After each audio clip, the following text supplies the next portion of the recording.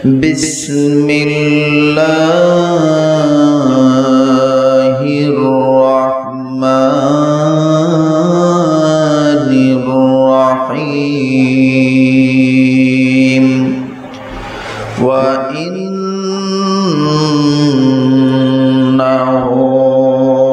लज़िक्रुन लका व लिक़ौमिका وسوف تسألون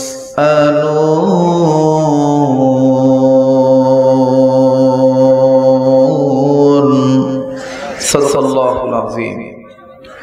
وعن عمر بن الخطاب رضي الله تعالى عنه أنه قال قال رسول الله صلى الله عليه وسلم إن الله يرفع بهذا الكتاب وأقواما ويضع به وآخرين رواه مسلم أو كما قال عليه الصلاة والسلام.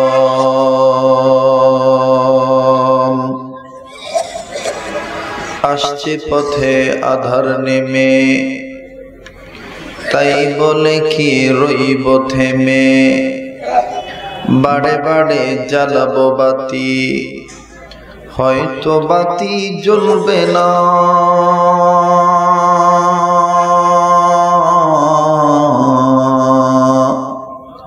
তাই বলে তো ভিড়ুর মতো বসে থাকলে চলবে না। আসছে পথে আধার নেমে, তাই বলে কি রইব থেমে, বাড়ে বাড়ে জ্বালাবো বাতি, হয়তো বাতি জ্বলবে না।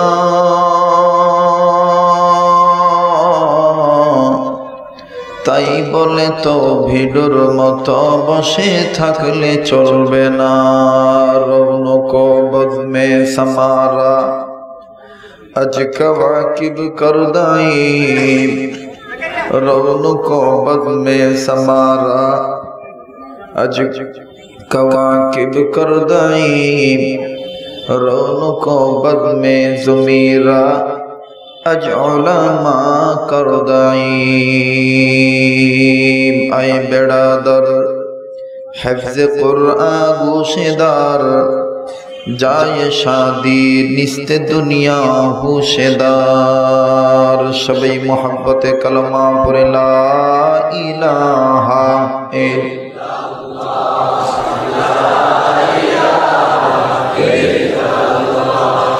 লা ইলাহা ইল্লাল্লাহ, লা ইলাহা ইল্লাল্লাহ, লা ইলাহা ইল্লাল্লাহ।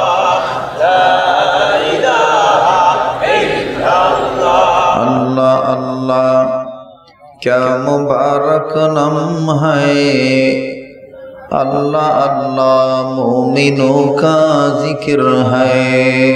ला इलाहा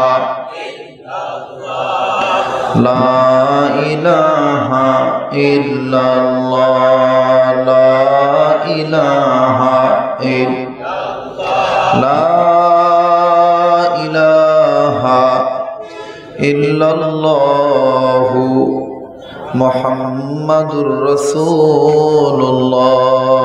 मोहब्बत पढ़ी ला इलाहा इल्लल्लाह मुहम्मदुर रसूलुल्लाह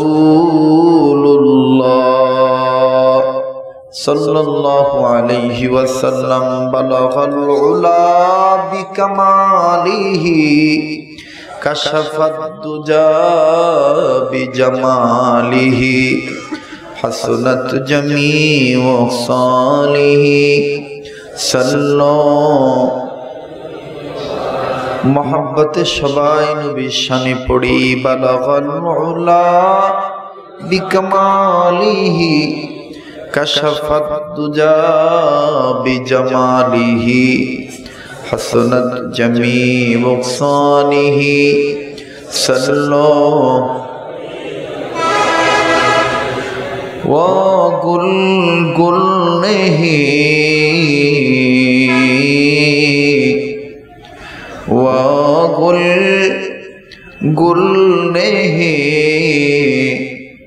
जिस गुल में बो नहीं, वो दिल दिल नहीं जिस दिल में अल्लाह रसूल नहीं। बलगल उला बिकमालिही कशफत दुजा बिजमालिही हसनत जमीउ सालिही सल्लो।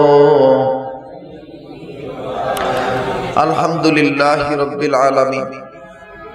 জামিয়া ইসলামিয়া দারুল উলুম সাহেব প্রতাপ মাদ্রাসার দাওরা হাদিস ও হিফজ সমাপনী ছাত্রদের দস্তারে ফজিলত উপলক্ষে বার্ষিক 2 দিন ব্যাপী ইসলামী মহাসম্মেলনের আজ প্রথম রজনীর শ্রদ্ধাভাজন সম্মানিত সভাপতি আলহাজ ইয়াজউদ্দিন মৃধা সাহেব, আল্লাহ তাআলার হায়াতের মধ্যে বরকত দান করুন, বলেন আমিন। আজকের মাহফিলের আমন্ত্রিত সম্মানিত উলামায়ে কেরাম, উপস্থিত আছেন যোগ্য বুজুর্গ অনেক উলামায়ে কেরাম, আমার পূর্বে যিনারা কথা বলেছেন এবং আমার পরে যিনারা আসবেন, খ্যাতনামা মুফাসসির কোরআন, আলেম ওলামাদের পরিচিত মুখ যিনি আমার পরে আসবেন, আমার উস্তাদ সমতুল্য আলেম শ্রদ্ধাস্পদ বড় ভাইজান, বিশিষ্ট ইসলামী চিন্তাবিদ, তরজমান আহলে হক আলহাজ হযরত মাওলানা আব্দুল বাসিত খান সাহেব, বারাকাল্লাহু ফি হায়াতি ওয়া রাফা'না লাকা যিকরাক, বলেন আমিন। অসংখ্য উলামায়ে কেরাম এখানে এসেছেন। যে সমস্ত উলামায়ে কেরাম উপস্থিত হয়েছেন, মনে করছি তেনাদের ইলম আমলের কাছে আমার তেমন কোনো যোগ্যতা নাই। মনে করছি আমার ভাইরা উলামা হযরত সহ উপস্থিত আছেন, বিভিন্ন মাদ্রাসা থেকে আগত সমবেত সম্মানিত তলাবায়ে আযম, পাশাপাশি শিক্ষিত গুণীধর ব্যক্তিত্ব, সম্মানিত সুধী, আসল দল মত নির্বিশেষে আল্লাহর দরবারে শুকরিয়া আদায় করি যে আল্লাহ দয়া করে মায়া করে আমাকে আপনাকে কোরআনুল কারীমের মাহফিলে, উলামায়ে কেরামের মজলিসে, বেহেশতের বাগানে, তওবা কবুলের মজলিসে, ওলি আল্লাহর মজলিসে, গুনাহ মাফের মজলিসে আসার বসার, কিছু বলা এবং কিছু শোনার সুযোগ দান করে দিয়েছেন। আমরা সবাই মালিকের দরবারে কালিমাতু শুকর আদায় করি, সবাই পড়ি আলহামদুলিল্লাহ। যত শ্রোতা আমরা হয়েছি এখানে প্রত্যেকেই, অধিকাংশ শ্রোতা আলহামদুলিল্লাহ জোরে পড়ার ব্যাপারে ফজিলত কি হবে এই ব্যাপারে অনেকেই অবগত আছেন এবং জ্ঞাত বিজ্ঞ। আল্লাহর ওয়াদা, কোন গোলাম যদি নিয়ামত পেয়ে নিয়ামতের শুকরিয়া আদায় করে, আল্লাহ গোলামদের প্রতি খুশি হইয়া নিয়ামত বাড়ায় দিবেন। আজকের এই মাহফিলটা আমার আপনার জন্য বড়ই নিয়ামত, কোনো সন্দেহ আছে? তো যদি সন্দেহ না থেকে থাকে, আওয়াজ করে জবান খুলে খুশি করার জন্য, মালিককে খুশি করার জন্য আরেকবার পড়ি আলহামদুলিল্লাহ। এবার সেই নবী আর রহমার প্রতি দুরুদ সালাম পাঠ করছি, যিনি সাইয়্যিদুল খালাক কুতুবুল বাশার, সাইয়্যিদুল কাউনাইন, ইমামুল মুরসালিন, রাহমাতুল লিল আলামিন, যিনি খাতামুন নবিয়্যিন, যিনি বৈজ্ঞানিকের ভিতরে শ্রেষ্ঠ বৈজ্ঞানিক, দার্শনিকের ভিতরে যিনি শ্রেষ্ঠ দার্শনিক, মানবতার জন্য যিনি হয়ে গেলেন করুণার প্রতীক, আল্লাহ পাক যার উপরে নাজিল করে দিলেন আলোকোজ্জ্বল স্পষ্ট প্রদীপ। আসুন সেই দয়ার নবীর পক্ষে, মায়ার নবীর পক্ষে আশিক রাসূল হয়ে শিরক মুক্ত, বেদাত মুক্ত ভাবে আওয়াজ দিয়ে দুরূদ শরীফ পাঠ করি। সবাই পড়ি সাল্লাল্লাহু আলাইহি ওয়াসাল্লাম। পড়েন সবাই সাল্লাল্লাহু আলাইহি ওয়াসাল্লাম। আরেকবার পড়ি সাল্লাল্লাহু আলাইহি ওয়াসাল্লাম। সম্মানিত সুধী, সবকিছুর শুরুতে জানতে চাচ্ছি আপনারা সবাই কেমন আছেন? আমি আপনাদের দয়ায় ভালো আছি, আলহামদুলিল্লাহি রাব্বিল আলামিন। নরসিংদী ডিস্ট্রিক্টের মানুষ, আমার প্রিয় শ্রোতা এবং আপনাদের অনেকের প্রিয় বক্তা, আমার আপনাদের মাঝে অনেক পরিচিত। আমরা এখানে খুব কমই শ্রোতা এসেছেন যারা আমাকে চিনেন না বা দেখেন নাই, অল্প সংখ্যক কিছু লোক আছে। আমার ভাইরা, এই মাদ্রাসার ময়দানে আজকের এই স্টেজে কথা বলার মতন যোগ্যতা আমার নাই, শুধু দোয়া নেওয়ার জন্য এসেছি। দোয়া পাবো, তার জামানে আহলে হক উলামায়ে কেরামের নেক নজরে থাকবো, এই নিয়ত করেই প্রায় 14 মাস 12 মাস আগে দাওয়াতটা নিয়েছিলাম। আমার ভাইরা, আমার বন্ধুগণ, আলোচনা কম শুনেন নাই এবং আলোচনার ব্যাপারে আপনারা কম জানেন না, কিন্তু বর্তমান আমরা একটা সমস্যা জর্জরিত আছি। সেটা হলো যে আমরা যারা মাদ্রাসার শিক্ষার দিকে অগ্রগামী,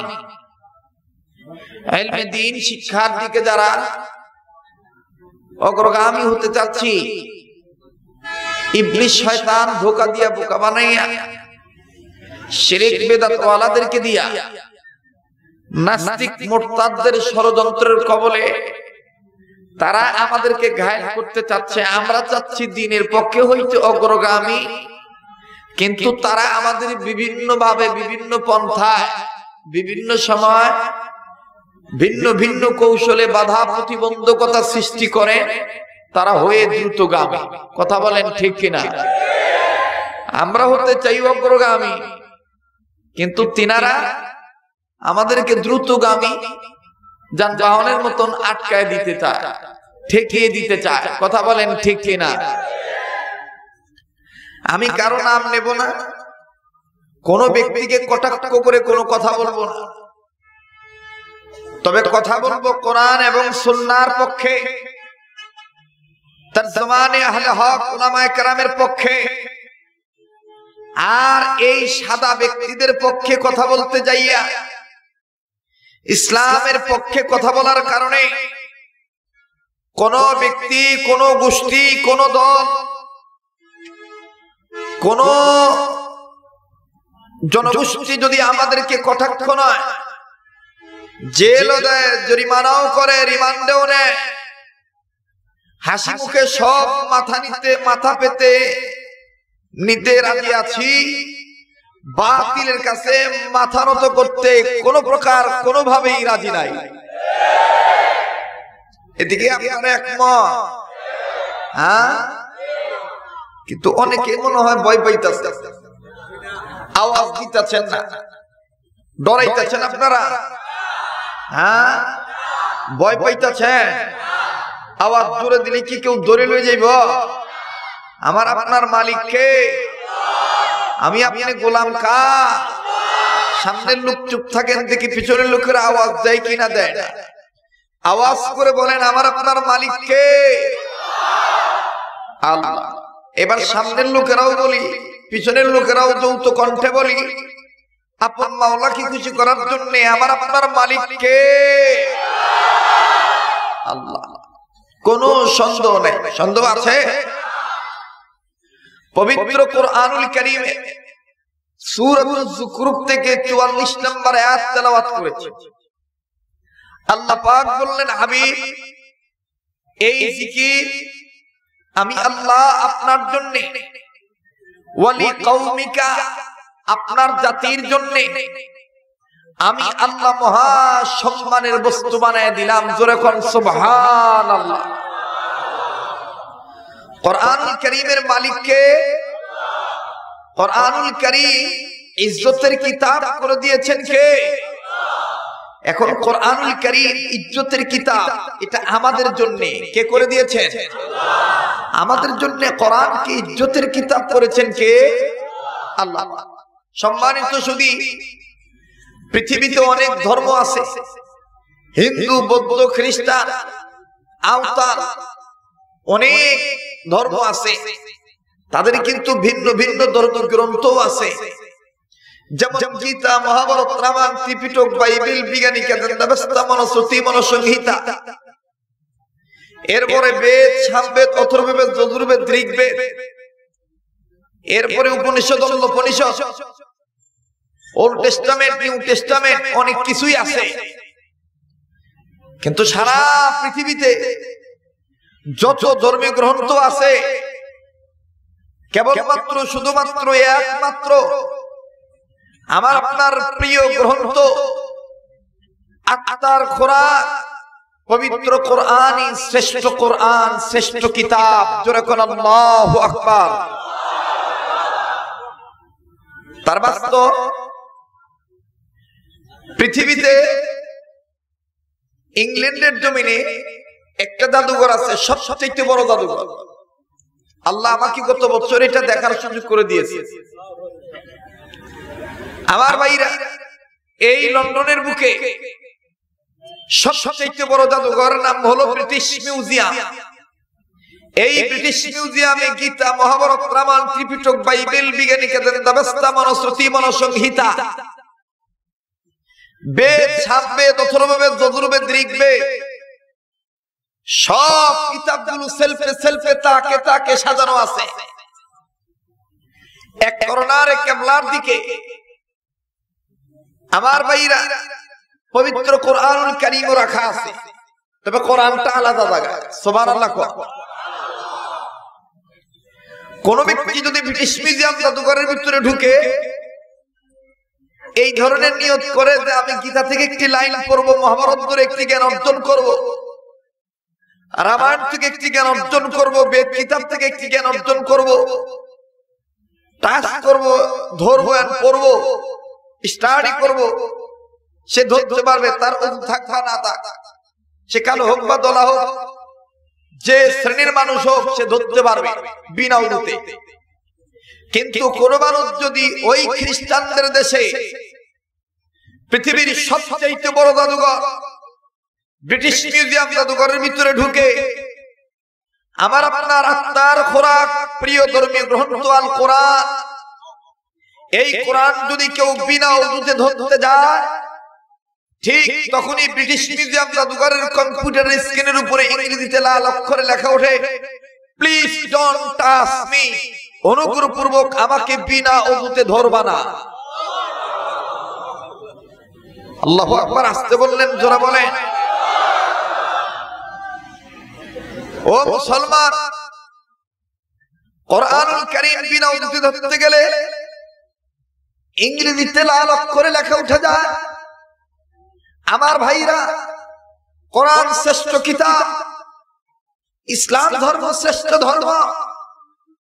বিশ্বনবী জনাবে মুহাম্মদ রাসূলুল্লাহ সাল্লাল্লাহু আলাইহি সাল্লাম শ্রেষ্ঠ নবী। তার ঘর দ্বীনি মার্কাজ, দ্বীনি মাদারিস, মাদ্রাসা, শ্রেষ্ঠ ঘর, শ্রেষ্ঠ ট্রেনিং সেন্টার। তাই বলতে চাই, আন্তর্জাতিক যত ষড়যন্ত্র পশ্চিমারা করুক না কেন, এই ষড়যন্ত্রের মোকাবেলা করে দ্বীনের ঝান্ডা হাতে তুলে নিয়ে তর্জমানে আহলে হক উত্তরসূরি হয়ে, ফজলুল হক আমিনী রহমাতুল্লাহ উত্তরসূরি হয়ে, শাইখুল হাদিস আল্লামা আব্দুল হক রহমাতুল্লাহ উত্তরসূরি হয়ে, ফজলুল করিম রহমাতুল্লাহ উত্তরসূরি হয়ে, হুসাইন সাদরী রহমাতুল্লাহ উত্তরসূরি হয়ে, যে সমস্ত নাস্তিক মুরতাদ কোরআন বিরোধী স্লোগান দেয়, কোরআনিক প্রতিষ্ঠানকে বন্ধ করতে চায়, টুপিদারিকে ক্রিটিসাইজ করে, যে সমস্ত দাউদ হায়দারের বান্ধবীরা, তসলিমা নাসরিনের বান্ধবীরা তাদের বিরুদ্ধে আন্দোলন অতীতে চলছে, বর্তমান চলছে, অতীতে চলছিল, বর্তমান চলতেছে, ভবিষ্যতে চলতে থাকবে। কোন প্রকার নাস্তিকের কাছে মাথা নত করা যাবে না। এতে কি আপনারা একমত? সবাই একমত? কোরআন শ্রেষ্ঠ কিতাব। এই কোরআনকে সম্মানের কিতাব করে দিয়েছেন কে? জোরে বলেন কে? শ্রেষ্ঠ কিতাব মানতে গেলে অনেক সময় বাধা আসতে পারে। যত প্রকার ওয়াজ আছে, হাদিসের ভাষায় খায়রুল কালামি কালামুল্লাহ, শ্রেষ্ঠ ওয়াজ, এক নম্বর ওয়াজ হইল কোরআনের ওয়াজ। সুবহানাল্লাহ কোন? এক নম্বর ওয়াজ কি? কোরআনের ওয়াজ। দুই নম্বর ওয়াজ হইল হাদিসের ওয়াজ। সুবহানাল্লাহ কোন? হে মুসলমান, এই কোরআনুল কারীম মানতে যাইয়ে, এই কোরআনের শিক্ষা অর্জন করতে যেয়ে অনেক বাধা প্রতিবন্ধকতা আসতে পারে। এটা স্বাভাবিক বিষয়, অস্বাভাবিক কিছু নয়। অতীতে আকাবিরে দেওবন্দরা অনেক ত্যাগ তিতিক্ষা স্বীকার করে ইসলাম, আমার ভাইরা, দ্বীন এই দেশে, এই ভারত উপমহাদেশে তিনারা বীজ রোপণ করেছেন, আর তাদের মেহনতের ফসল আজকে আমরা ভোগ করতেছি। কথা বলেন ঠিক কিনা? আবার থাকলে জবাব দিবেন। কোরআনকে সম্মানের কিতাব করেছেন কে? কে করেছেন? আল্লাহ পাক করেছেন। আমার মালিক ডেকে বললেন, বিসমিল্লাহির রহমানির রহিম।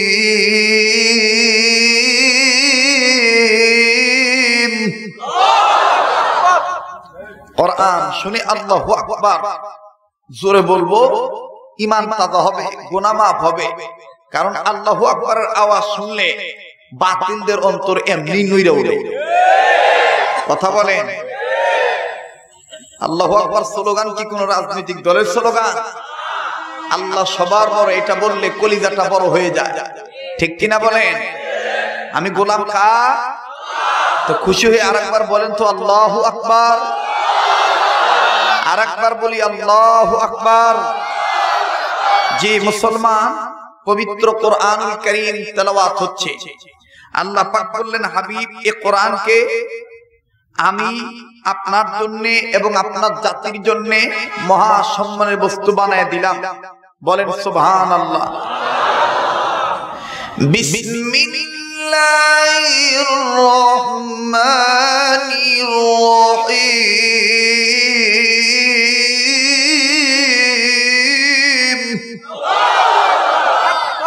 মজা লাগে না? ভালো লাগে না? আরে ভাই, সারাদিন কথা কই, মনে হয় শরীরটা দুর্বল, কিন্তু কোরআন পড়তে গেলে কইতনে যে শক্তি, আল্লাহই ভালো। গতকালকে আমার মাহফিল ছিল সিরাজগঞ্জ ডিস্ট্রিক্ট বেলকুচি থানা। আমি যাইতে পারিনি, অসুস্থ ছিলাম, দুর্বল কি জানি হইছে, কিন্তু স্টেজে মাইক দিলে মনে হয় না যে দুর্বল।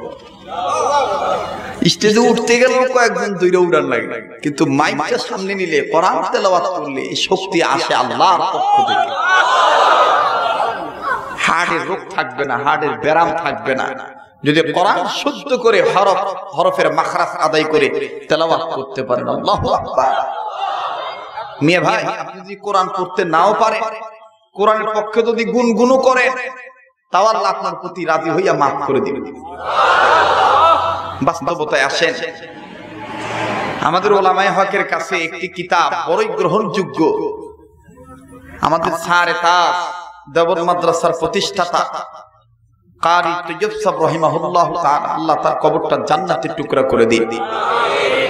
তিনি অনেক কিতাব লিখেছেন, তন্মধ্যে একটি কিতাব বড় প্রসিদ্ধ, মাশহুর, খুতবাতে হাকিমুল ইসলাম। কি নাম? একটু সাহায্য করেন, আমার তো ভুলও থাকতে পারে। বলেন কি নাম? খুতবাতে হাকিমুল ইসলাম। এই খুতবাতে হাকিমুল ইসলামের মধ্যে ছোট্ট একটা ওয়াকিয়া এইভাবে আসে যে ইন্ডিয়াতে একটা এলাকা বকল, সাধারণ গরিবদের এলাকা, কৃষি এলাকা। ওই কৃষি এলাকায় একজন কৃষক মারা গেছে, লেখাপড়া জানতো না। কৃষক মারা গেছে, কৃষকের সন্তানেরা কৃষক বাবার লাশ নিয়ে বিপদে পড়ে গেছে। বাবার লাশটা কেমনি কবরে রাখি, কেমনে দোয়াই, কেমনে কি করি, কিছুই তো বুঝি না। এলাকার প্রবীণ মুরব্বীর কাছে গেছে। প্রবীণ মুরব্বীর কাছে জিজ্ঞাসা, দাদা কি করি, বাবারে কেমনে দোয়াই, কেমনে কবরে রাখি, কিছুই তো আমরা জানি না। দাদা এটা তো আমি জানি না। আমার সমাজও কিন্তু এরকম অনেক মুরব্বী আছে, খালি দেখবেন হোক্কা খায়, বিড়ি খায়, দিনের ব্যাপারে তার কোনো আগ্রহ নাই। কথা বলেন না কেন? জি জি। তো ডাক দিয়ে বলতেছে তো আমিও জানি না, তবে ঘাবড়াইস না নাতিরা, এই রাস্তা দিয়া আমাগো এলাকার রাস্তা দিয়া অনেক শিক্ষিত লোক ওই বড় একটা অফিসে যায়। একজন লোককে জিজ্ঞাসা করে দেখো, সে বলে দিবে। তবে মৌলভী সাহেবের জিগাইব, কারে জিগাইব? কথা বলেন। সন্তানরা দাঁড়াইল, রাস্তার দিকে নজর করে দেখতেছেন যে হ্যাঁ, একটা পদচালিত বাহন সাইকেল চালিয়ে কিস্তি টুপি মাথায় দিয়া সুন্দর চাপদারিওয়ালা একজন মুরব্বী সাহেব, ভদ্র মানুষ, তিনি আসতেছেন। ছেলেরা মুরব্বীর সামনে দাঁড়ায় ডাক দিয়ে বলতেছে, চাচা আপনি হাত খাড়া হয়ে যায়। আরে বেটা কি জন্য আমার দাঁড় করাইলা, বলো। চাচা আমাকে বাপ মরে গেছে গা, বাপের লাশটা কেমনে কবরে দিব, কেমনে দোয়ামু, কিছুই জানি না চাচা। আপনি লেবার দিক কেমন হয় আপনি এই বিষয়ে জানেন চাচা, আপনি একটু হিগাই দিতেন। মৌলভী সাহেব ডাক দিয়ে কই, এটা তো আমার দায়িত্ব। সুবহানাল্লাহ কর। না জানলে আলেমদের কাছ থেকে শিক্ষা নিবেন, জানা নিবেন। নির্দেশ কার? কার নির্দেশ? আর আজকে আমাদের সমাজে কিছু বুদ্ধিজীবীদের আবির্ভাব হয়েছে, এরা কয় টেকার হুজুর, তারা কি জানে? কথা বলেন ঠিক কিনা? মৌলবীরা অনেক কিছু জানে যেটা তোমরা অনেক কিছু জানো না। আর আলেমদের দরকার ছিল, বর্তমান আছে, ভবিষ্যতে থাকবে। যে জাতি বলবে আমাদের আলেমদের দরকার নাই, সে জাতি নিঃসন্দেহে জাহান্নামী হয়ে যাবে। কথা বলেন ঠিক কিনা? তো এইবার মৌলভী সাহেবকে জিজ্ঞাসা করা হলো। মৌলভী সাহেব বলতেছেন, ঠিক আছে, আমার অফিস টাইম তো এই 10টা, এখন বাজে 8:30, এখনো অনেক সময় বাকি আছে। তোমাদের বাবার লাশটা বের করে দাও। বাবার লাশটা বের করে দিতে অনেক লম্বা কথা সংক্ষেপ করে বলে দিই। মৌলভী সাহেব নিজেই সুন্দর করে শিখাই দিলেন কেমনে কেমনে দোয়াইবো, কেমনে কি করবো। মৌলভী সাহেব নিজেই জানাজার ইমামতি করলেন। নামাজ টামাজ কমপ্লিট করে, জানাজা কমপ্লিট করে কয়েকজনকে নিয়ে সম্মিলিত ভাবে কবরে রেখে দিলেন। দাফন কাফন সম্পন্ন হয়ে গেল। মাটি টাটি সম্পন্ন যখন করে দিলেন, এরপরে মৌলভী সাহেব আমার ভাইয়ের অফিসে চলে গেছে। ওই দিন আবার অফিসের যিনারা ঊর্ধ্বতন কর্মকর্তা, জিএম, তারা ঘোষণা করছেন যে কোন অফিস কর্মচারী আইডি কার্ড দেখানো ছাড়া অফিসে প্রবেশ করতে পারবে না। Please use the ID card, open the show. আপনাদের নিজ নিজ আইডি কার্ড শো করেন, ওপেন করেন, দেখান। সবাই আইডি কার্ড বাইর করছে, কিন্তু মৌলভী সাহেব খালি পকেটের মধ্যে আতায়, একবার সাইড পকেট, একবার ব্লু পকেট, একবার নিচ পকেট, খালি আতায়। কি আইডি কার্ড তুইলাম কই, আইডি কার্ড তুইলাম কই। খুঁজতে খুঁজতে খুঁজতে খুঁজতে মৌলভী সাহেব অনেকক্ষণ পর উনি বুঝতে পারলেন, হ্যাঁ আমার আইডি কার্ড মনে হয় এই বেটার কবরে ঘুরে গেছে গো। কোন বেটার কবরে? ওই যে তারে কবরে নামাইছে, যে মৃত ব্যক্তিকে কবরে শুয়াইছে, মৃত ব্যক্তির কবর মনে আমার আইডি কার্ড পড়ে গেছে। আবার সাইকেল চালে আবার এলাকায় দৌড় মেরাইছে। ডাক দিয়ে কয়, বাতিজা তোমরা বিপদে পড়ছিলে, আল্লাহর পক্ষ থেকে আমি আইছি, উদ্ধার হইছো, এখন আমি বিপদে পড়ছি, আমার একটু উদ্ধার করো। কলে কেমনে? আরে মিয়া তোমার বাপের কবরে আমার আইডি কার্ডটা পড়ে গেছে, কবর একটু ভাগ করো, আইডি কার্ডটা বার করি। ছেলে ডাক দিয়ে কয়, চাচা এটা কোনো সমস্যা নাই, দিতেছি দিতেছি। আস্তে করে চাড়ায় কাটায় লাডি কাডি মাডি যা আছে একটু ভাগ করছে আর কি। যেই মাত্র ভাগ করছে, কবরের ভিতর থেকে সুন্দর একটা সুগ্রাণ এমন ভাবে বের হলো, মুহূর্তের ভিতরে তামাম এলাকা ছড়িয়ে দিল। একটু জোরে কন্যা সুবহানাল্লাহ। সুবহানাল্লাহর সাথে কারণ দুশমনি আছে নাকি? জিহ্বা খাটো হয়ে যাবো গা। জি, যখন ছড়িয়ে দিল, মৌলভী সাহেব ডাক দিয়ে বলতেছেন, আজীব ব্যাপার, এই বেটার কিছুক্ষণ আগে কবর দিয়ে গেলাম, এই বেটার কবরে এত সুন্দর গ্রান এই করতে নেই। উকি মাইরা নজর করে দেখে পুরাটা কবর মধ্যে আল্লাহ তাআলা ফুলের বাগান দিয়ে ভরপুর করে দিয়েছে। মৌলভী সাহেব কোনো মতন নাই না, আইডি কার্ডটা তুললেন, তুইলা কবরটা আবার সম্পন্ন করে দিয়ে এলাকার ছেলেদেরকে, তার ছেলেদেরকে, মৌলভী সাহেবের ওই মৃত ব্যক্তির ছেলেদেরকে ডাক দিয়ে বলতে, বাতিজা তোমরা কইছো তোমার বাপের লেখাপড়া জানতো না, কিন্তু কবর তো কয় তোমার বাপে বিরাট একটা পণ্ডিত মানুষ, আমলদার, মুখলেস, পরহেজগার, জান্নাতি। সুবহানাল্লাহ কর। তোমার বাবা এমন কি আমল করছে যে আল্লাহ তাআলা নগদেই তোমার বাপকে মাফ করে দিয়ে কবরটা বেহেশতের বাগান বানিয়ে দিয়েছে? ছেলে ডাক দিয়ে কয় চাচা এটা আমরা কইতাম না। মৌলভী সাহেব ডাক দিয়ে কয় তাহলে তোমার মায়েরে ডাকাও। কারে ডাকাও? তোমার মা বলতে পারবে তোমার বাবার খবর কি। আমার স্ত্রী আমাকে চিনে না, আমি কয় নম্বর এ গ্রেডের বক্তা, আপনারা কি কন? আপনার বউ আপনারা চিনে না? যারা বিবাহিত আছেন, বিবাহিত আমার ভাইরা স্ত্রী স্বামীকে চিনে না, আমার স্বামীর কোন আমলটা খারাপ কোন আমলটা ভালো এটা জানে না। জি জি, এই জন্য সাবধানে থাকেন। বউর কাছে সবসময় বেড়াগিরি দেখাইতে যায় না। আগে গেলাম মুরব্বীরা দাদারা কইতো যে নাতি রে 3 জায়গায় বেড়াগিরি চলে না। কয় জায়গায়? আপনারা তো জানেন আমি সামাজিক বক্তা, অনেক কথা আমি লুকিয়ে রাখতে চাইলো হয় না, মুখ দিয়ে বাইরে জায়গা। হ্যাঁ, দাদারা কইতো নাতিরা 3 জায়গায় বেড়াগিরি দেখায় না। কয় জায়গায়? কথা বলেন, কয় জায়গায়? 3 জায়গায়। 1 নাম্বার জায়গা হইলো এক চিনে না নিজের মা, এক চিনে না নিজের মা। আপনি যত বড় কিছু হন না কেন আপনার মায়ের কাছে কিন্তু আপনি কচি খোকা। কথা বলেন ঠিক কিনা? 2 নম্বর হইলো নিজের গাঁ। নিজের গাঁ মানে এলাকা, যে এলাকায় আপনি বসবাস করবেন। এলাকায় যদি আপনি কেরামতি দ্বারা বুজুর্গি অর্জন করে আকাশ দিয়ে উড়ে বেড়ান, এরপরও দেখবেন দাম ভাইবেন না। কিছু লোক থাকবো কুটকুট কুটকুট করবো চাঁদ বহানে বইয়া, কব হেই মিয়া রে চিনি, বলে আর কি চিনে নেই মিয়া তো আকাশ দিয়ে উড়ে বেড়ায়। এবারে ডাক দিয়ে কব হেই মিয়া রে চিনি বালা মতন। কি বালা মতন চিনেন? কয় তোরা তো জানোস না আমি চিনি। ইলাম দাদার দাদা ফর দাদা ফর দাদা দাদার দাদা দাদার দাদা ফর দাদা স্বাধীনতার সময় বিস্কুট চুরি করে খাইছে। কথা কোন ঠিক না বেটি? জোরে কোন ঠিক কিনা? মানে নিজের গায়ে, নিজের গায়ে কোনো দাম নাই। এরপরে নিজের ঘরের জানালা, ঘরের জানালা কেডা? কথা কন বউ। আমনে সারা দুনিয়াতে সবচাইতে বড় পীর, সারাদিন মুরিদরা আমনে পায়ে কত মুসি করে, কত বড় পীর আমনে। কিন্তু রাত যখন হইব, বেগম যখন আপনার পাশে শুইতেইব, শয়ন কক্ষে বিছানা যখন আসবে, এক পর্যায়ে বউ ডাক দিয়ে কইব দূর এটা কি এর কি, এটা তো আমারই জামাই, দেই ঠ্যাং দেইয়া। কথা কর ঠিক কিনা? তাহলে আরেক চিনে না নিজের ঘরের জানালা। ও বন্ধু, স্ত্রী স্বামীর খবর জানে, স্বামীকে ভালো মতন চিনে। কথা বলেন ঠিক কিনা? ডাক দিয়ে বলে তোমাদের মাকে ডাকাও। তোমাদের মা তোমাদের বাবার খবর জানতে পারে, তোমার বাবার কোন গোপন আমল জানতে পারে, গোপন আমলের ব্যাপারে খবর আছে তোমার মায়ের কাছে। মহিলাকে ডাকানো হলো, মহিলাকে জিজ্ঞাসা করা হয়েছে বোন তোমার স্বামী কি এমন আমল করতো যে আল্লাহ নগদে মাফ করে কবরটা বেহেশতের বাগান বানিয়ে দিছে? আমার ভাই, আমার বন্ধুগণ, কোন দিকে খেয়াল নাই। মুসলমান ভাইরা রে আমার, রব্বে কারীমের গোলাম বান্দি ডাক দিয়ে বলতেছেন মাওলানা আমার স্বামীর এমন কোন আমল আমার তেমন জানা নাই, তবে একটা আমল স্বামীর আমার কাছে স্বামীর আমল আমার কাছে নোট আছে। ডাক দিয়ে বললেন বন্ধুরা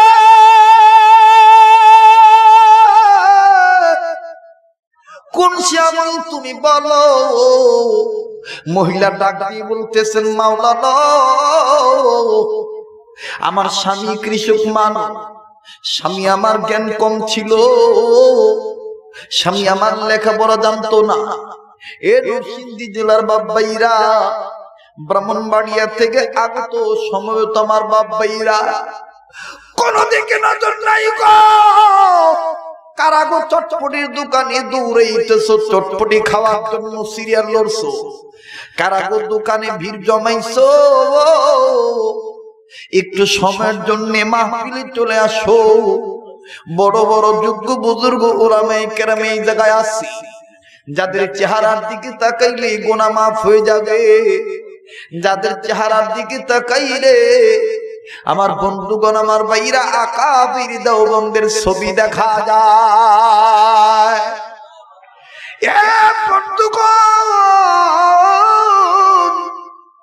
আল্লাহ রাব্বুল আলামিন ডাক দিয়ে বলছেন নবী গো, মানুষ কৃষক হোক আর ব্যবসায়ী হোক চাকরিজীবী হোক, মানুষ ধনী হোক আর গরিব হোক, চিকন হা হোক আর মোটা হোক, লম্বা হোক আর বেটে হোক, কালো হোক আর দলা হোক, সুশ্রী হোক আর বিশ্রী চেহারার হোক,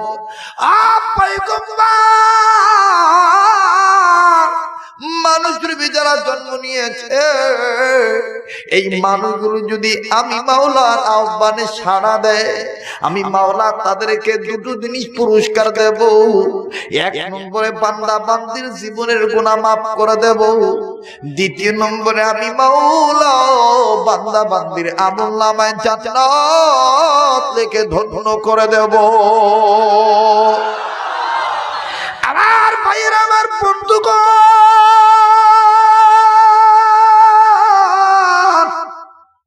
এইবার মাওলানা ডাক দিয়ে বলতেছেন, বন্ধু তোমার স্বামী কেমন আমল করতো আমার একটু বলো না। তোমার স্বামীরে আল্লাহ পাক নগদে মাফ কইরা জান্নাত দিয়া দিছে। মহিলা কান্দার ডাক দিয়ে বলতেছেন, মাওলানা গো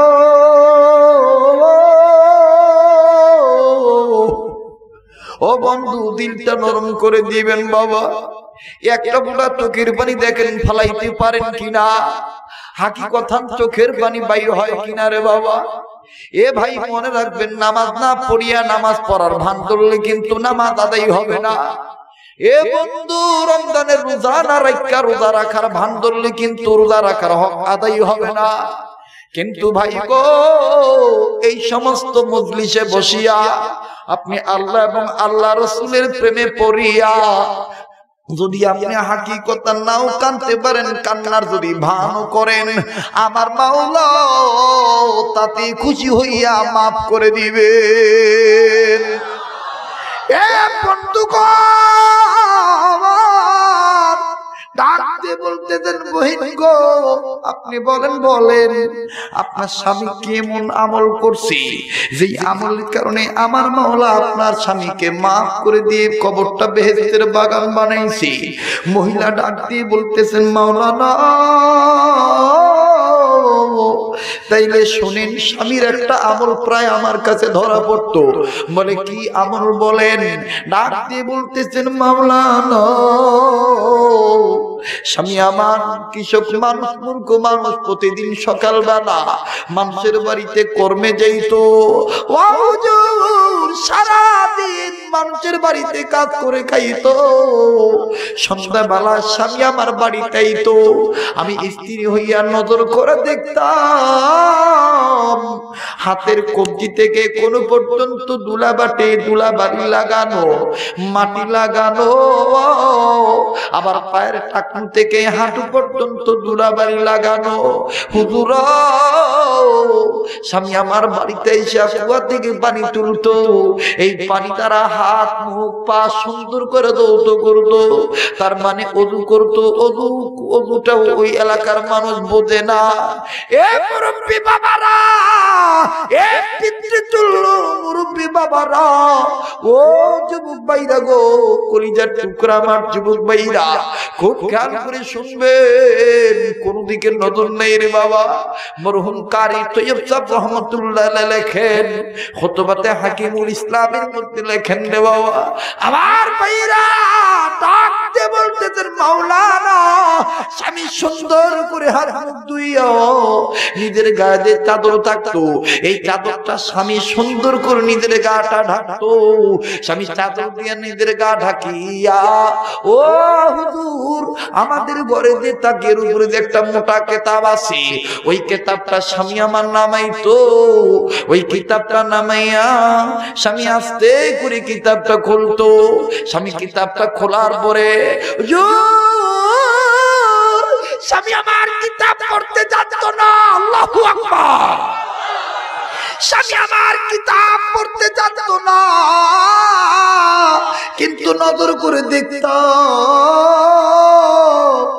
আল্লাহর বান্দা ওই কিতাবটা খোলার পরে ডান হাতের সাদা আঙ্গুল উঁচু করতো, আঙ্গুল উঁচু করিয়া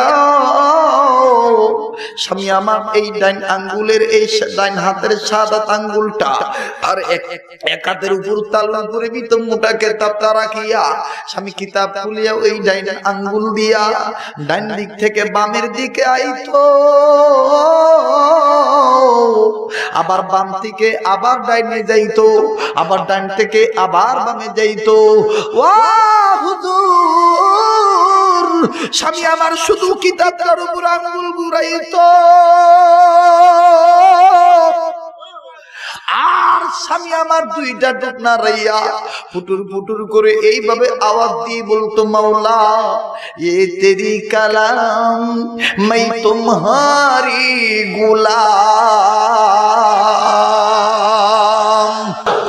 जोरे ला इलाहा और जोरे ला इलाहा इल्लल्लाह, ला इलाहा जोरे ला इलाहा इल्लल्लाह, ला इलाहा जोरे ला इलाहा इल्लल्लाह, ला इलाहा इल्लल्लाह, ला इलाहा ला इलाहा इल्लल्लाह, ला इलाहा লা ইলাহা ইল্লাল্লাহু মুহাম্মাদুর রাসূলুল্লাহ সাল্লাল্লাহু আলাইহি ওয়াসাল্লাম। জোরে বলেন মারহাবা। আমার ভাইয়েরা, আমার বন্ধুগণ, ডাকতে বলেন মাওলানা আমার স্বামী কিতাব নামাইতো আর আঙ্গুল ঘুরাইতো আর এইভাবে বলতো, মাওলা ये तेरी कलम मैं तुम्हारी गुलाम। হুজুর ডাক দিয়ে বলতেছেন, বোন রে ওই কিতাবটা তাইলে আমি একটু দেখতাম চাই। এবার মহিলা ডাক দিয়ে বলতেছেন, তাকের উপর কিতাব রাখা আছে। অনু সিন্ধি জেলার বাবাইরা অসুস্থ শরীরে আমি এই মাহফিল আসছির বাবা, না আসলে বদনাম হয়ে যাইতো। আমার বন্ধুগণ, কেন আপনি আলেম বানাবেন না? কেন মাদ্রাসায় ছেলেদেরকে পড়াইবেন না? মেয়েদেরকে কেন আলেমা বানাইবেন না? ভাই গো, দুনিয়া থাকার জায়গা না। এই দুনিয়ায় কিন্তু কেউ চিরদিন থাকতে পারবেন না। কথা বলেন ঠিক না বেঠিক? ও বন্ধু, দুনিয়া থেকে বিদায় নেওয়ার আগে একটু মাওলার পাগল বানায় দাও সন্তানদেরকে। ও বন্ধু, আল্লাহ পাক ইহা দ্বারা তোমাকে মাফ করিয়া দিতে পারে। বাজার রে আর লম্বা না, এবার ডাকতে বলতেছেন, বোন ওই কিতাবটা আমি নামাবো। মাওলানা এবার কিতাব নামাইলেন। কিতাব নামায় কিতাব খুলিয়া দেখে এটা দুনিয়ার কোন মানুষের কিতাব নয়, এই কিতাবটাই আমার আল্লাহর কালাম। ও বন্ধু, এইবার মাওলানা কিতাবটা খুললেন। কিতাব খুলিয়া নজর করে দেখে প্রত্যেকটা লাইনে লাইনে আল্লাহর বান্দার আঙ্গুলের দাগ লাগিয়া রইছে। মাওলানা ডাকতে বলেন, আল্লাহ গো, তোমার বান্দা কোরআন পড়তে পারতো না। ও মাবুদ, তোমার গোলামকে তুমি এই উসিলায় মাফ করে ব্যস্তবাসী বানিয়ে দিছো। আমার ভাইরা, আমার বন্ধুগণ, আল্লাহ রব্বুল আমিন ডাক দিয়ে বললেন, নবী গো, এই জিকিরখানা, এই কোরআনখানা আমি আল্লাহ আপনার জন্য, ওয়ালি কওমিকা, আপনার জাতির জন্য আমি আল্লাহ মহা সম্মানের বস্তু বানিয়ে দিছি। এ বাজানে, আল্লাহ রাব্বুল আলামিনের পথের দিকে আসা লাগবে। অনেক সময় টাকা থাকবে না, অনেক সময় দেশের মানুষ আমনেরে পছন্দ করব না। ভাই গো, আমি দেখতে পাচ্ছি অনেক তরুণ, অনেক যুবক ভাইদের আগমন ঘটেছে। আপনারা এই জায়গায় এসেছেন রে বাবা। আমার ভাইরা রে, আপনারা কেন দাঁড়িয়ে রাখবেন না? কেন আপনারা হক্কানি আহলে হক উলামায়ে কেরামের সোহবত গ্রহণ করবেন না? যুবক ভাইরা রে, আমিও তো তোমার মতো একজন যুবক। আল্লাহ পাক যদি আমাকে দিনের রাস্তায় কবুল করতে পারে, তোমাকে কেন আল্লাহ কবুল করতে পারবে না? ও বন্ধু, তুমি ইচ্ছা করো, তুমি শয়তানি তামান্না বাদ দিয়ে দাও, তুমি দিনের রাস্তায় চলে আসো। মুসলমান ভাইরে আমার, কোরআন কারীমের পথের দিকে আসলে আল্লাহ পাক দেখেন কেমন করে ইজ্জতওয়ালা করে দেয়, আল্লাহ পাক কেমন করে ইজ্জত দান করে দেন, আল্লাহ পাক কেমন করে জান্নাত আমলনামায় লিখে দেন। জোরে বলেন আল্লাহু আকবার। যুবক ভাইরা, 18-19 বছরের একটা যুবক, কষ্ট হচ্ছে নাকি আপনাদের? পিছনে ভাইদের কি কোনো বিরক্ত লাগতেছে? কষ্ট হচ্ছে? একটু জোরে বলেন তো দেখি আল্লাহু আকবার। আর জোরে বলি আল্লাহু আকবার। আমরা হকের পক্ষে না বাতিলের পক্ষে? হকের পক্ষে না বাতিলের পক্ষে? এ মুসলমান, আজকে যে কাদিয়ানীরা নবীর নবীয়তকে অস্বীকার করতেছে, নাস্তিক মুরতাদরা আমার বন্ধুগণ ভণ্ড বেদাতীদের পক্ষে রায় দিচ্ছে, এরা নেজ গুটিয়ে বিড়ালের মতো নেজ গুটিয়ে দেশ ছাড়তে বাধ্য হবে যদি আমরা হকের পক্ষে এক থাকতে পারি। কথা বলেন ঠিক কিনা? পালা রে পালা, জলদি পালা, নইলে তোদের গলে ঝুলবে মালা। কথা বলেন ঠিক না ব্যাঠি? পালা রে পালা, জলদি পালা, নইলে তোদের গলে ঝুলাবো তালা। হক তু আসছে, বাতিল দুঃখা পুছে, হক তু আসছে, বাতিল দুঃখা পুছে, মোরা দেশি নিয়ে নেব তোদের জয়ের মালা। পালা রে পালা, জলদি পালা, নইলে তোদের গলে ঝুলাবো তালা। কথা বলেন ঠিক কিনা? আজকে যারা মায়ানমারের পক্ষে আছে, ও বন্ধুগণ, দেশের পক্ষে থাকা ভালো, কিন্তু মুসলমানের পক্ষে আগে দেওয়া দরকার। রোহিঙ্গা মুসলমানের পক্ষে দেওয়া দরকার আছে না নাই? এ মুসলমান, মনে রাখবেন, আমার আপনার বন্ধু হলে টুপিওয়ালার বন্ধু টুপিওয়ালারাই, দাড়িওয়ালার বন্ধু দাড়িওয়ালারাই, মুমিনের বন্ধু মুমিনরা, মুসলমানের বন্ধু মুসলমানরা। মুসলমানের বন্ধু কখনো ইহুদিরা হতে পারে না, খ্রিস্টানরা হতে পারে না, হিন্দুরা হতে পারে না, বৌদ্ধরা হতে পারে না। এরা যত প্রকার ধোঁকা দেয়, অনুদান দেয়, সাহায্য করুন, এগুলো হচ্ছে এদের সলসাতুরি। এরা স্বার্থবাদী, এরা সুবিধাবাদী, এদেরকে চিনা বড় দায়। তবে বলতে চাই, এদেরকে ভোট দিয়া মুসলমানের পক্ষে ইসলামী আন্দোলন কর্মী হয়ে যায়, তবে হক কায়েম হবে। কথা বলেন ঠিক কিনা?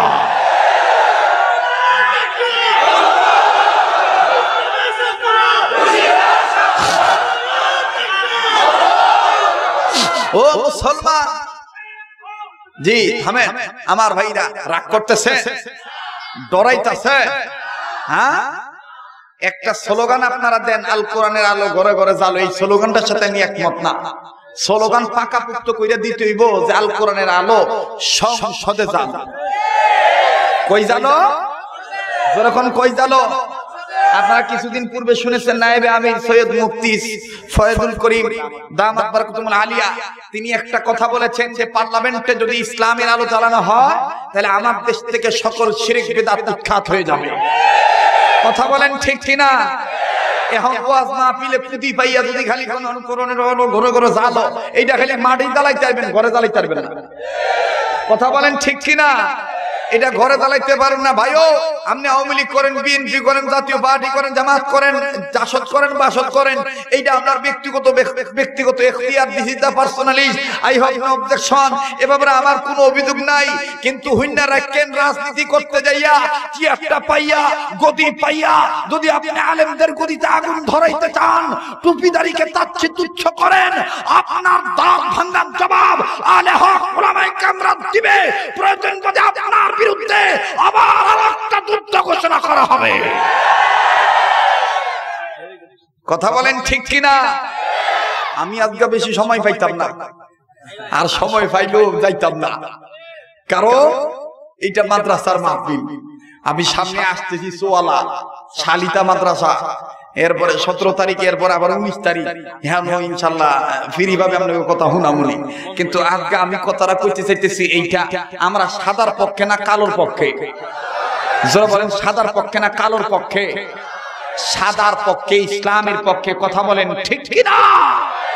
আর ইসলামের পক্ষে থাকতে গেলে অনেক সময় অনেক বাধা আসতেই পারে, এটা স্বাভাবিক, অস্বাভাবিক কিছুই নয়।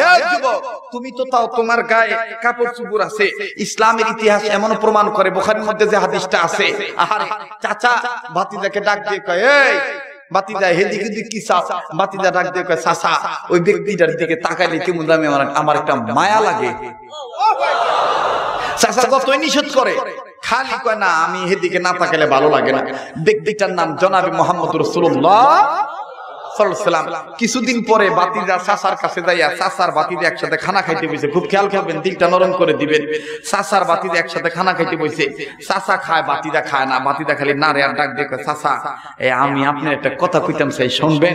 চাচা ডাক দিয়ে কয়, কি কবি ক?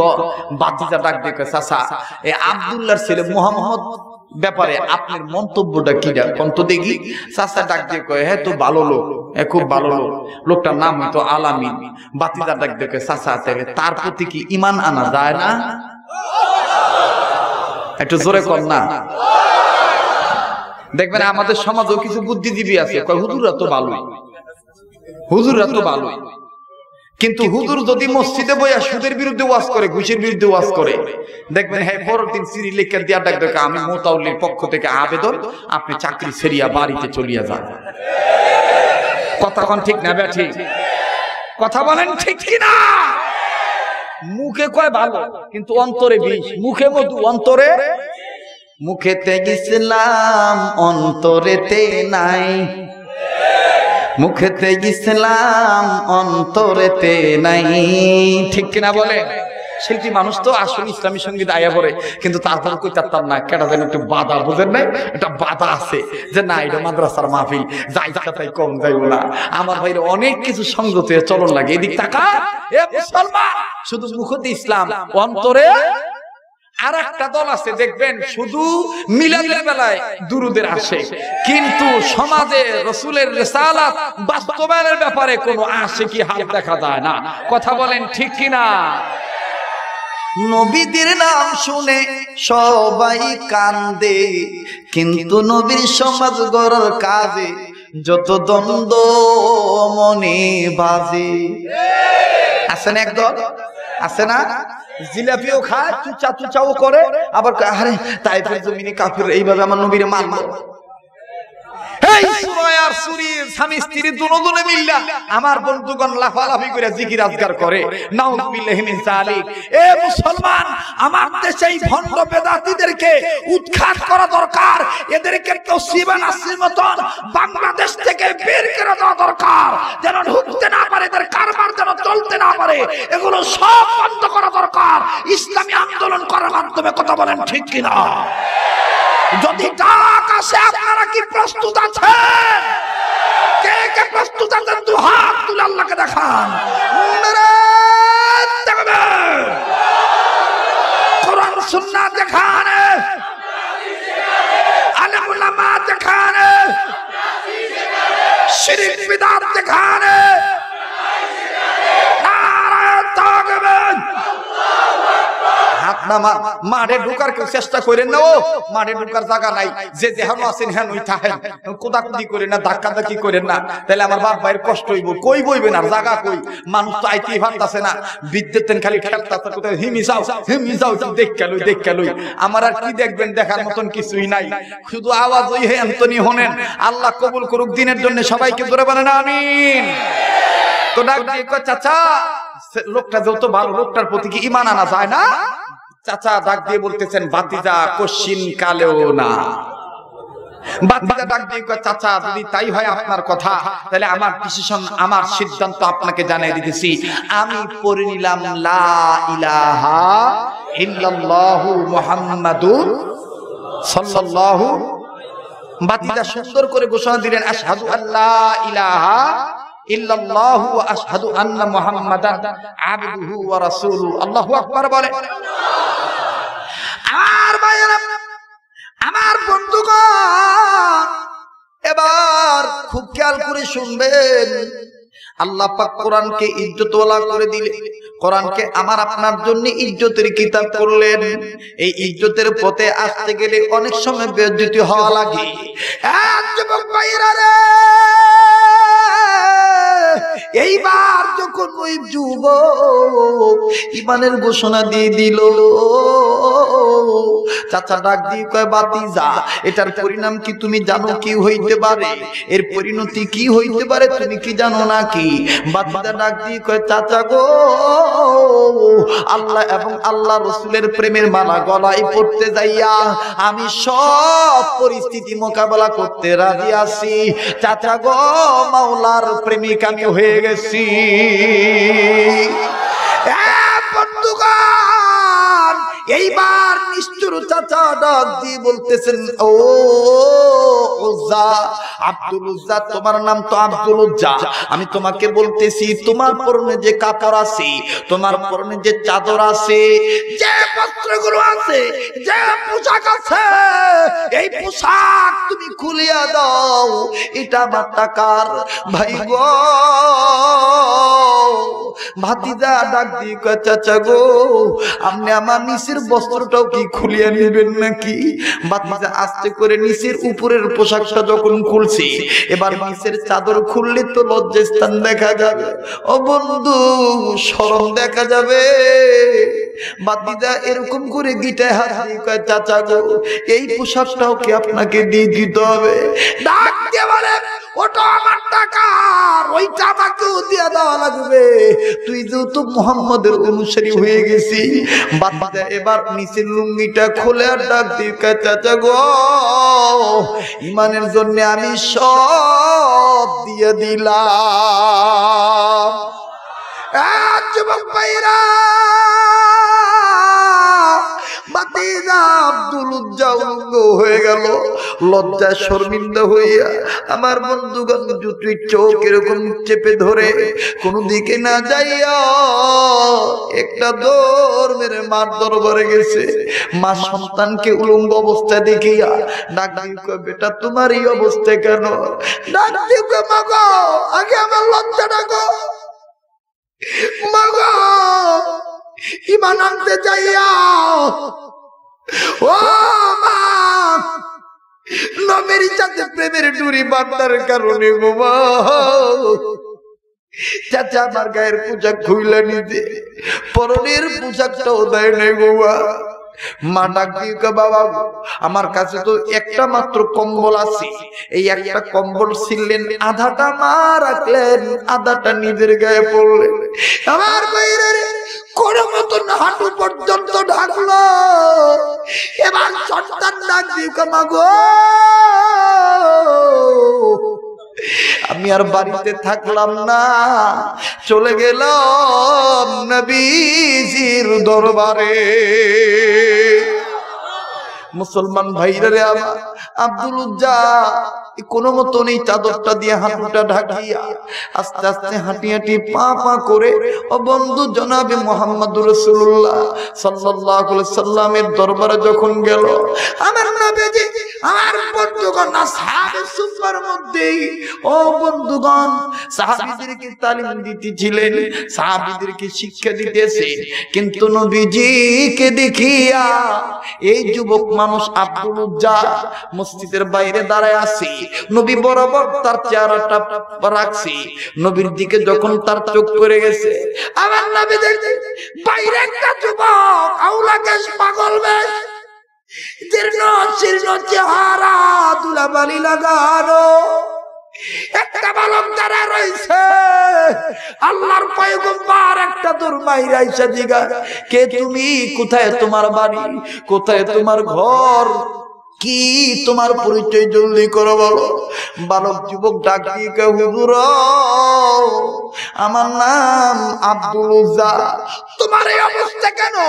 ডাক দিয়ে বলেন, নবী গো, ঈমান আনার কারণে আমার এই অবস্থা। আমার চাচা আমাকে পরনের পোশাকটাও দেয় নাই গো নবীজি। ও নবী, মায়ের কাছ থেকে একটা কম্বল, আধাটা কম্বল নিয়া কোন মতন নিজের নিচের অংশটুকু ঢেকেছি। আল্লাহর হাবিব হাত দুটি বাড়া ডাক দিয়ে বলেন আয় আয় আমার বুকে আয়।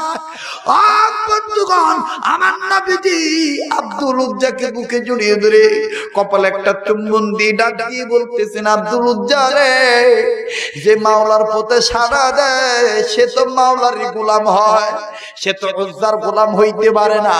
আমি পয়গম্বর তোমার নাম চেঞ্জ করে দিলাম, আমি তোমার নাম রেখে দিলাম আব্দুল্লাহ। আল্লাহু আকবার। মুসলমান বাজান, আল্লাহর বান্দা, আল্লাহর বান্দাকে যখন আল্লাহর পয়গম্বর নাম চেঞ্জ করে রেখে দিলেন আব্দুল্লাহ, এবার এই আব্দুল্লাহকে থাকার জায়গা কোথায় করে দিবে? আসহাবে সুফফায় থাকার ব্যবস্থা করে দিলেন। এই আব্দুল্লাহ তেলাওয়াত করে, এত জোরে জোরে কোরআন তেলাওয়াত করে, আমি শুধু বুঝাইতে চাইছি কোরআন দেখেন কত ইজ্জতের কিতাব। এই কোরআন মেনে নিলে আল্লাহ পাক দেখেন কেমন করে আপনাকে ইজ্জতওয়ালা করে দেয়। তার রূপরেখা কি? বন্ধু, পরের দিন সকালবেলা সাহাবীরা নবীকে ডাক দিয়ে বলেন, ইয়া রাসূলুল্লাহ, ইয়া হাবিবাল্লাহ, আল্লাহর পয়গম্বর গো, এই আব্দুল্লাহ এত জোরে জোরে কোরআন তেলাওয়াত করে আমাদের ডিস্টার্ব হয়। রাসূল ডাক দিয়ে বললেন, সাহাবীরা রে, আব্দুল্লাহ রে জোরে জোরে পড়তে দাও, কারণ আব্দুল্লাহর ঈমান বড় দামের ঈমান। আব্দুল্লাহ ঈমান আনতে যাইয়া কোনো কিছু আনতে পারে নাই। আমার ভাইরা গো, এইবার বন্ধু যুদ্ধের দামামা বেজে উঠলো। যুদ্ধের ঘন্টা যখন বেজে উঠলো, আল্লাহর হাবিব নবী মুহাম্মদ রাসূলুল্লাহ সাল্লাল্লাহু আলাইহি ওয়াসাল্লাম সমস্ত সাহাবীদেরকে বললেন, সাহাবীরা রে, ইসলাম কায়েমের পক্ষে যুদ্ধে জয়লাভ করার জন্য কিছু সম্পদের দরকার, মালের দরকার। এ বন্ধু, সমস্ত সাহাবীরা যার যার মতন সাধ্য মতন দান করলেন। আবু বকর দিলেন, ওমর দিলেন, ওসমান দিলেন, হযরত আলী দিলেন। আমার ভাইরা রে, সমস্ত সাহাবীরা দিলেন। আল্লাহর হাবিব যখন রওনা দিয়েছেন যুদ্ধের ময়দানে, অনেক লম্বা কথা সংক্ষেপ করে দিলাম রে বাবা, মাথা ওটা নাড়াবেন না, টু শব্দ করবেন না। আমি পাগলের দিল বলতেছি, আজকের মাহফিলের দোয়া আল্লাহ কবুল করবে। আমি আর 10 মিনিটের ভিতরে কতটা ফিনিশিং দিয়ে আপনাদের কাছ থেকে বিদায় নিয়ে চলে যাব। মুসলমান বাজান, আল্লাহর হাবিব যখন রওনা দিয়েছেন, আমার ভাইরাও এই আব্দুল্লাহ রাসূলুল্লাহর সামনে দাঁড়িয়ে নবী জাগি বলতেছেন, বৎস কি চাও? আল্লাহর বান্দা কি বলবো? আব্দুল্লাহ ডাকি বলতেছেন, পয়গম্বর ও নবী গো, সমস্ত সাহাবীরা, আল্লাহর বান্দারা আপনার পক্ষে, আল্লাহর পক্ষে যার যার সাধ্য মতন দান করলো। নবী গো, আমি এমন গরিব মানুষ, আমার কিছুই নাই, আমি কিছুই দিতে পারলাম না। আপনার সামনে দাঁড়ানোর উদ্দেশ্য হইল, দাঁড়ানোর অর্থ হইল আপনি আমার জন্য একটা দোয়া করেন, আল্লাহ পাক যেন আমাকে, আমি শহীদ হতে চাই, আমি যেন যুদ্ধের ময়দানে শহীদ হইতে পারি। হুজুর, আপনি আমার জন্য দোয়াটা করেন, আমি জানি আপনার দোয়া আল্লাহর কাছে দ্রুত গতিতে কবুল হয়ে যাবে। পয়গম্বর ডাক দিয়ে বলতেছেন, একটা গাছের বাকল আনো, ছাল আনো, চামড়া আনো। বন্ধুগণ, কি বাকল আনা হলো, সালবা চামড়া আনা হলো। আল্লাহর হাবিব পয়গম্বর জনাবে মুহাম্মদুর রাসূলুল্লাহ সাল্লাল্লাহু আলাইহি সাল্লাম ওই বাকলটা আব্দুল্লাহর হাতে বেঁধে দিয়ে বললেন, আল্লাহ, এই আব্দুল্লাহর রক্ত আমি কাফেরদের জন্য হারাম ঘোষণা করলাম। আব্দুল্লাহ বললেন, নবী গো, আমি চাইলাম শহীদ হওয়ার জন্য, আর আপনি আমার রক্তকে কাফেরদের জন্য হারাম ঘোষণা করে দিলেন। কিছুই বুঝলাম না পয়গম্বর।